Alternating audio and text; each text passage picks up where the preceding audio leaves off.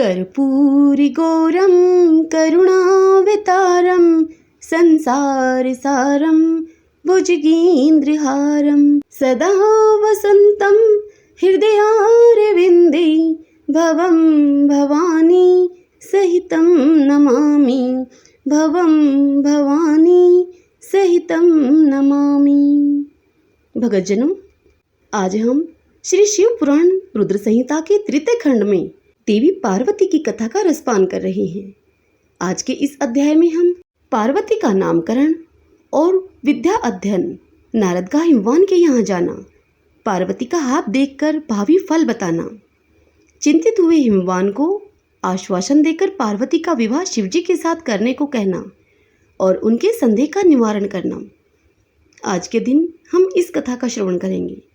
तो आइए सर्वप्रथम भगवान का सुमरण करते हुए सब बोलिए गौरी शंकर भगवान की जय। ओम नमः शिवाय। अब कथा सुनते हैं। नारद जी कहते हैं कि हे राजन, मैना के सामने महातेजस्विनी कन्या होकर लौकिक गति का आश्रय लेकर वह अब रोने लगी। उसका वह मधुर मनोहर रुदन सुनकर घर की सब स्त्रियां हर्ष से खिल उठी और बड़े वेग से प्रसन्नतापूर्वक वहां पर आ पहुंची। नीलकमल दल के समान श्याम कांति वाली उस परम तेजस्विनी और मनोरम कन्या को देखकर गिरिराज हिमालय अतिशय आनंद में निमग्न हो गए। तदंतर सुंदर मुहूर्त में मुनियों के साथ हिमवान ने अपनी पुत्री के काली आदि सुखदायक नाम रखे। देवी शिवा गिरिराज के भवन में दिनों दिन बढ़ने लगी, ठीक उसी तरह जैसे वर्षा के समय गंगा जी की जलराशि और शरद ऋतु के शुक्ल पक्ष में चांदनी बढ़ती है। सुशीलता आदि गुणों से संयुक्त तथा बंधुजनों की प्यारी उस कन्या को कुटुंब के लोग अपने कुल के अनुरूप पार्वती नाम से पुकारने लगे। माता ने कलिका को उमा अरे तपस्या कर यह कहकर तप करने से रोका था। हे मुने, इसीलिए वह सुंदर मुख वाली गिरिराज नंदिनी आगे चलकर संसार में उमा के नाम से विख्यात हो गई। हे नारद, तदंतर जब विद्या के उपदेश का समय आया तब शिवा देवी अपने चित्त को एकाग्र करके बड़ी प्रसन्नता के साथ श्रेष्ठ गुरु से विद्या पढ़ने लगी। पूर्व जन्म की सारी विद्याएं उन्हें उसी तरह प्राप्त हो गई जैसे कि शरद काल में हंसों की पात अपने आप स्वर्ग गंगा के तट पर पहुंच जाती है और रात्रि में अपना प्रकाश स्वतः महाऔषधियों को प्राप्त हो जाता है। हे मुनि, इस प्रकार मैंने शिवा की किसी एक लीला का ही वर्णन किया है। अब अन्य लीला का वर्णन करूंगा, सुनिए। एक समय की बात है, तुम भगवान शिव की प्रेरणा से प्रसन्नता पूर्वक हिमाचल के घर गए। हे मुनि, तुम शिव तत्व के ज्ञाता और उनके लीलाओं के जानकारों में श्रेष्ठ हो।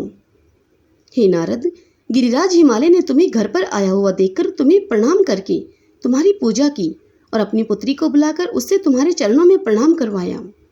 हे मुनीश्वर, फिर स्वयं भी तुम्हें नमस्कार करके हिमाचल ने अपने सौभाग्य की सराहना की और अत्यंत मस्तक झुकाकर हाथ जोड़कर तुमसे कहा। हिमालय बोले, हे मुनि नारद, हे ब्रह्मा पुत्र में श्रेष्ठ ज्ञानवान प्रभु, आप सर्वज्ञ हैं। आप कृपा पूर्वक दूसरों के उपकार में लगे रहते हैं। मेरी पुत्री की जन्म कुंडली में जो गुण दोष हैं उसे बताइए। मेरी बेटी किसकी सौभाग्यवती प्रिय पत्नी होगी? ब्रह्मा जी कहते हैं, हे मुनि श्रेष्ठ, तुम बातचीत में कुशल और कौतुकी तो हो ही। गिरिराज हिमालय के ऐसा कहने पर तुमने कालिका का हाथ देखा और उसके संपूर्ण अंगों पर विशेष रूप से दृष्टिपात करके हिमालय से इस प्रकार कहना आरंभ किया। नारद बोले, शैलराज और मैना, आपकी यह पुत्री चंद्रमा की आदि कला के समान बड़ी है। समस्त शुभ लक्षण इसके अंगों की शोभा बढ़ाते हैं। यह अपने पति के लिए अत्यंत सुखदायिनी होगी और माता पिता की भी यह कीर्ति बढ़ाएगी। संसार की समस्त नारियों में यह परम साध्वी और स्वजनों को सदा महान आनंद देने वाली होगी। हे गिरिराज, तुम्हारी पुत्री के हाथ में सब उत्तम लक्षण ही विद्यमान हैं। केवल एक रेखा विलक्षण है। उसका यथार्थ फल सुनो। इसे ऐसा पति प्राप्त होगा जो योगी, नंगा धड़ंग रहने वाला, निर्गुण और निष्काम होगा। उसकी न माँ होगी और न बाप। उसे मान सम्मान का कोई भी ख्याल नहीं रहेगा और वह सदा अमंगल वेश धारण करके रहेगा। ब्रह्मा जी कहते हैं कि हे नारद, तुम्हारी इस बात को सुनकर और सत्य मानकर मैना और हिमाचल दोनों पति पत्नी बहुत दुखी हुए, परंतु जगदम्बा शिवा तुम्हारे ऐसे वचन को सुनकर और लक्षणों के द्वारा उस भावी पति को शिव मानकर मन ही मन हर्ष से खिल उठी। नारद जी की बात कभी झूठ नहीं हो सकती। यही सोचकर शिवा भगवान शिव के युगल चरणों में संपूर्ण हृदय से अत्यंत स्नेह करने लगी।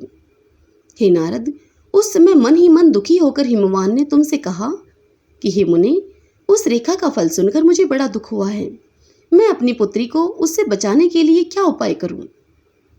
हे मुने, तुम महान कौतुक करने वाले और वार्तालाप विशारद हो।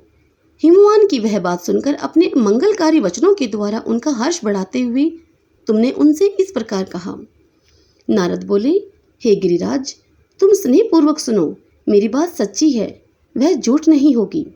हाथ की रेखा ब्रह्मा जी की लिपि है, निश्चय ही वह मिथ्या नहीं हो सकती। अतः हे शैल पर्वर, इस कन्या को वैसा ही पति मिलेगा, इसमें संशय नहीं। परंतु इस रेखा के कुफल से बचने के लिए एक उपाय भी है, उसे प्रेम पूर्वक सुनो। उस उपाय को करने से तुम्हें सुख मिलेगा। मैंने जैसे वर का निरूपण किया है वैसे ही भगवान शंकर हैं। वे सर्वसमर्थ हैं और लीला के लिए अनेक रूप धारण करते रहते हैं। उनमें समस्त कुलक्षण सद्गुणों के समान हो जाएंगे। समर्थ पुरुष में कोई दोष भी हो तो वह उसे दुख नहीं देता। असमर्थ के लिए ही वह दुखदायक होता है। इस विषय में सूर्य, अग्नि और गंगा का दृष्टांत सामने रखना चाहिए। इसलिए तुम विवेक पूर्वक अपनी कन्या शिवा को भगवान शिव के हाथों में सौंप दो। भगवान शिव सबके ईश्वर, सेव्य, निर्विकार, सामर्थ्यशाली और अविनाशी हैं।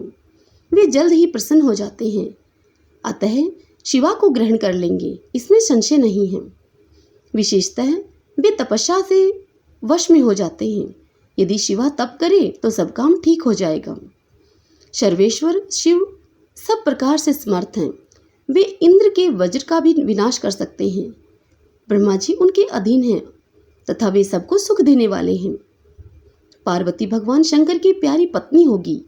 वह सदा रुद्रदेव के अनुकूल रहेगी, क्योंकि यह महासाध्वी और उत्तम व्रत का पालन करने वाली है तथा माता पिता के यह सुख को बढ़ाने वाली है। यह तपस्या करके भगवान शिव के मन को अपने वश में कर लेगी और वे भगवान भी इसके सिवा किसी दूसरी स्त्री से विवाह नहीं करेंगे। इन दोनों का प्रेम एक दूसरे के अनुरूप है। वैसा उच्च कोटि का प्रेम न तो किसी का हुआ है, न इस समय है और न ही आगे होगा। हे गिरिश्रेष्ठ, इन देवताओं के कार्य करने हैं। उनके जो जो काम नष्ट प्राय हो गए हैं उन सब का इनके द्वारा पुनः उज्जीवन या उद्धार होगा। आदिराज, आपकी कन्या को पाकर ही भगवान हर अर्धनारीश्वर होंगे। इन दोनों का पुनः हर्षपूर्वक मिलन होगा। आपकी यह पुत्री अपनी तपस्या के प्रभाव से सर्वेश्वर महेश्वर को संतुष्ट करके उनके शरीर के आधे भाग को अपने अधिकार में कर लेगी, उनका अर्धांग बन जाएगी। हे गिरिश्रेष्ठ, तुम्हें अपनी यह कन्या भगवान शंकर के सिवा दूसरे किसी को नहीं देनी चाहिए। यह देवताओं का गुप्त रहस्य है, इसे कभी प्रकाशित नहीं करना चाहिए। हिमालय ने कहा, हे ज्ञानी मुनि नारद, मैं आपको एक बात बता रहा हूँ, उसे प्रेम पूर्वक सुनिएगा और आनंद का अनुभव कीजिएगा। सुना जाता है कि महादेव जी सब प्रकार की आसक्तियों का त्याग करके अपने मन को संयम में रखते हुए नित्य तपस्या करते हैं। वह देवताओं की दृष्टि में भी नहीं आते। हे देव ऋषि, ध्यान मार्ग में स्थित हुए वे भगवान शंभु पर ब्रह्मा में लगाए हुए अपने मन को कैसे हटाएंगे? ध्यान छोड़कर विवाह करने को कैसे उद्यत होंगे? इस विषय में मुझे महान संदेह है। दीपक की लोक के समान प्रकाशमान अविनाशी प्रकृति से परे निर्विकार, निर्गुण, सगुण, निर्विशेष और निरह जो परब्रह्मा है, वही उनका अपना सदाशिव नामक स्वरूप है। अतः वे उसी का सर्वत्र साक्षात्कार करते हैं, किसी बाह्य अनात्म वस्तु पर दृष्टि नहीं डालते। हे मुने, यहाँ आए हुए किन्नरों के मुख से उनके विषय में नित्य ही ऐसी बातें सुनी जाती हैं।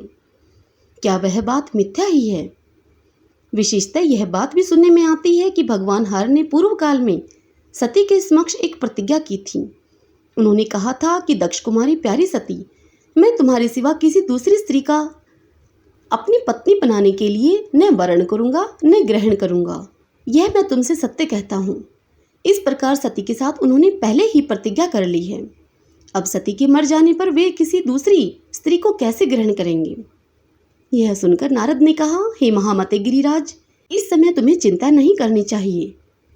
तुम्हारी यह पुत्री काली ही पूर्व काल में दक्ष कन्या सती हुई थी। उस समय इसी का सदा सर्व मंगलदायी सती नाम था। वे सती दक्ष कन्या होकर रुद्र की प्यारी पत्नी हुई थी। उन्होंने पिता के यज्ञ में अनादर पाकर तथा भगवान शंकर का भी अपमान हुआ देखकर क्रोधपूर्वक अपने शरीर को त्याग दिया था। वे ही सती फिर तुम्हारे घर में उत्पन्न हुई हैं। तुम्हारी पुत्री साक्षात जगदम्बा शिवा है। यह पार्वती भगवान हर की पत्नी होंगी, इसमें संशय नहीं है। हे नारद, ये सब बातें तुमने हिमवान को विस्तार पूर्वक बताई थी। पार्वती का वह पूर्ण रूप और चरित्र प्रीति को बढ़ाने वाला है। काली के उस संपूर्ण पूर्व वृत्तांत को तुम्हारे मुख से सुनकर हिमवान अपनी पत्नी और पुत्र के साथ तत्काल संदेह रहित हो गए। इसी तरह तुम्हारे मुख से अपनी उस पूर्व कथा को सुनकर काली ने लज्जा के मारे मस्तक झुका लिया और उसके मुखारविंद पर मंद मुस्कान की प्रभा फैल गई। गिरिराज हिमालय पार्वती के उस चरित्र को सुनकर उसके माथे पर हाथ फेरने लगे और मस्तक को चूमकर उसे अपने आसन के पास ही बिठा लिया। हे नारद, इसके पश्चात तुम उसी क्षण प्रसन्नतापूर्वक स्वर्गलोक को चले गए और गिरिराज हिमवान भी मन ही मन मनोहर आनंद से युक्त होकर अपने सर्व संपत्तिशाली भवन में प्रविष्ट हो गए। हरि ओम तत्सत।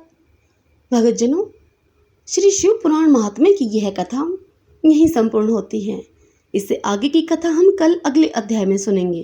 कल के अध्याय में हम मैना और हिमालय की बातचीत, पार्वती तथा हिमवान के स्वपन तथा भगवान शिव से मंगल ग्रह की उत्पत्ति का प्रसंग सुनेंगे।